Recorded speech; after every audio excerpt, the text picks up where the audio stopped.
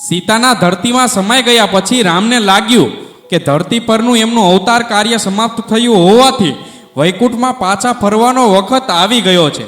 રામ જાણતા હતા કે હનુમાનજી કોઈ પણ સંજોગોમાં મૃત્યુના દેવ યમને એમની નજીક નહીં આવવા દે. હનુમાનજીનું ધ્યાન બીજે દોરાવાય એટલા માટે રામે એમની વીંટી પાતાળમાં ફેંકી દીધી અને હનુમાનજીને એ વીંટી લઈ આવવા કહ્યું. હનુમાનજી ગયા એટલે રામે યમને બોલાવ્યા.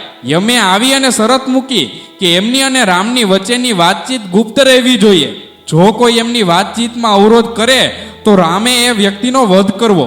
આથી રામે લક્ષ્મણને દ્વાર પર પહેરો ભરવા કહ્યું. કોઈ પણ એમની અને યમની વચ્ચેની વાતચીતમાં અવરોધ કરવા ન આવે એની ખાતરી રાખવા કહ્યું. દરમિયાન દુર્વાસા ઋષિ રામને મળવા આવ્યા. લક્ષ્મણે એમને મળવા ન દીધા.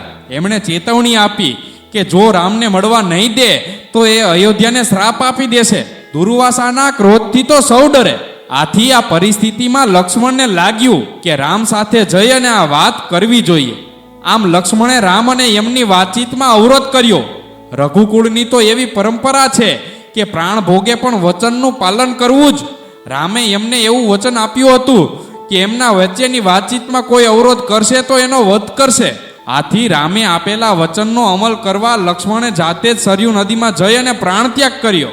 રામ પહેલા લક્ષ્મણનો દેહાંત થાય એ જરૂરી હતું, કારણ કે લક્ષ્મણ શેષનાગના અવતાર ગણાય છે. આથી એમણે વિષ્ણુની સેવા કરવા વિષ્ણુના અવતાર રામ કરતા પહેલા વૈકુંઠમાં પહોંચી જવું પડે. જય શ્રી રામ.